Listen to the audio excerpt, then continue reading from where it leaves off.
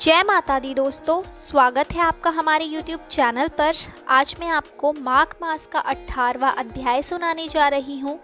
तो आइए करते हैं अध्याय को प्रारंभ। श्री वशिष्ठ ऋषि कहने लगे कि हे राजन, मैंने दत्तात्रेय जी द्वारा कहा माघ मास का महात्म्य कहा, अब माघ मास के स्नान का फल सुनो। हे परंतप, माघ स्नान सब यज्ञों व्रतों का और तपों का फल देने वाला है। माघ मास में स्नान करने वाले स्वयं तो स्वर्ग में जाते ही हैं, उनके माता और पिता दोनों के कुलों को भी स्वर्ग प्राप्त होता है। जो माघ मास में सूर्योदय के समय नदी आदि में स्नान करता है, उसके माता पिता के 7 कुलों की पीढ़ी स्वर्ग को प्राप्त होती है। माघ मास में स्नान करने वाले दुराचारी और कुकर्मी मनुष्य भी पापों से मुक्त हो जाते हैं और इस मास में हरि का पूजन करने वाले पाप समुदाय से छूटकर भगवान के सहर्ष शरीर वाले हो जाते हैं। यदि कोई आलस से भी माघ में स्नान करता है, उसके भी सब पाप नष्ट हो जाते हैं। जैसे गंधर्व कन्याएं राजा के श्राप से भयंकर कल को भोगती हुई लोमश ऋषि के वचन से माघ में स्नान करने से पापों से छूट गई। यह वार्ता सुनकर राजा दिलीप विनय से पूछने लगे कि गुरुदेव, ये कन्याएं किसकी थी? उनको कब और कैसे श्राप मिला? उनके नाम क्या थे? ऋषि के वाक्य से कैसे श्राप मुक्त हुई और उन्होंने कहाँ पर स्नान किया?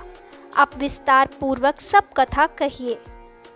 वशिष्ठ जी कहने लगे, हे राजा, जैसे अग्नि से स्वयं अग्नि उत्पन्न होती है, वैसे ही यह कथा धर्म और संतान उत्पन्न करती है। हे राजन, सुख संगीत नामक गंधर्व की कन्या का नाम विमोहिनी था। सुशीला तथा स्वर वेदी की सुंभरा, चंद्रकांत की सुतारा तथा सुप्रभा की कन्या चंद्रका, ये 5 सब समान आयु वाली तथा चंद्रमा के समान कांति वाली और सुंदर थी। जैसे रात्रि को चंद्रमा शोभायमान होता है, वैसे ही पुष्प की कलियों के समान खिली हुई यह अप्सराएं थी।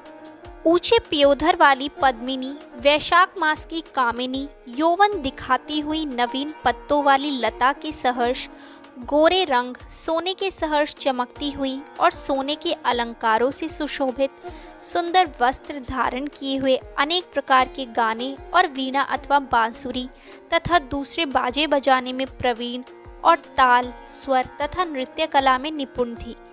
इस प्रकार वे कन्याएं क्रीड़ा करती हुई कुबेर के स्थान में विचरती थी।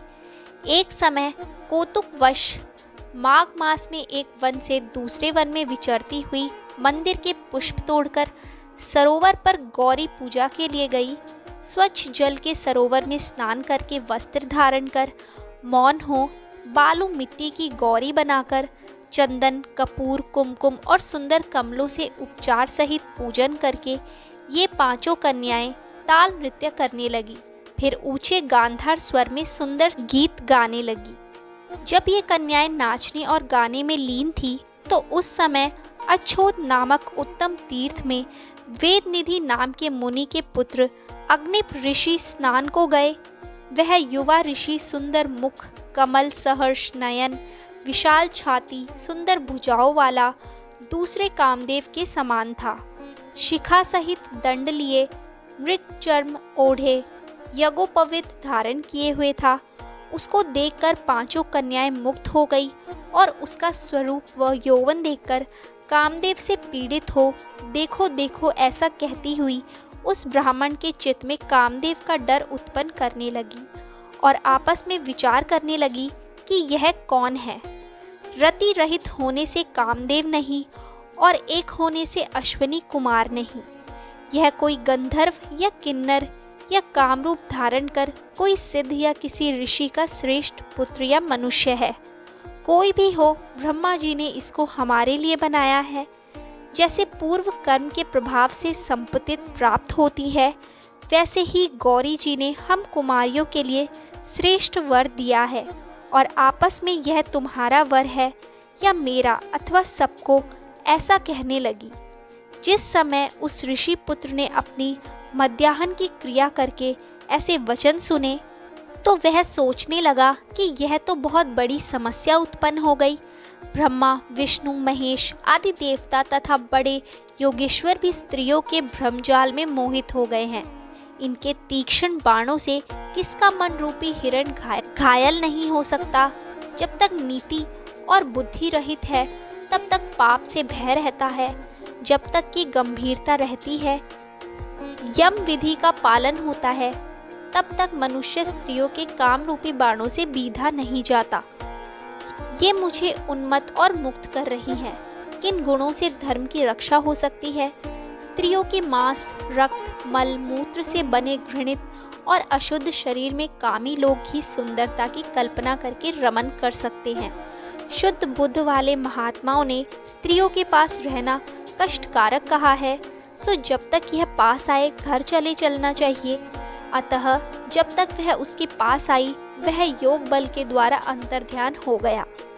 ऋषि पुत्र के ऐसे अद्भुत कर्म देखकर वह चकित होकर डरी हुई चारों ओर देखने लगी और आपस में कहने लगी कि यह क्या इंद्रजाल था जो देखते देखते विलीन हो गया।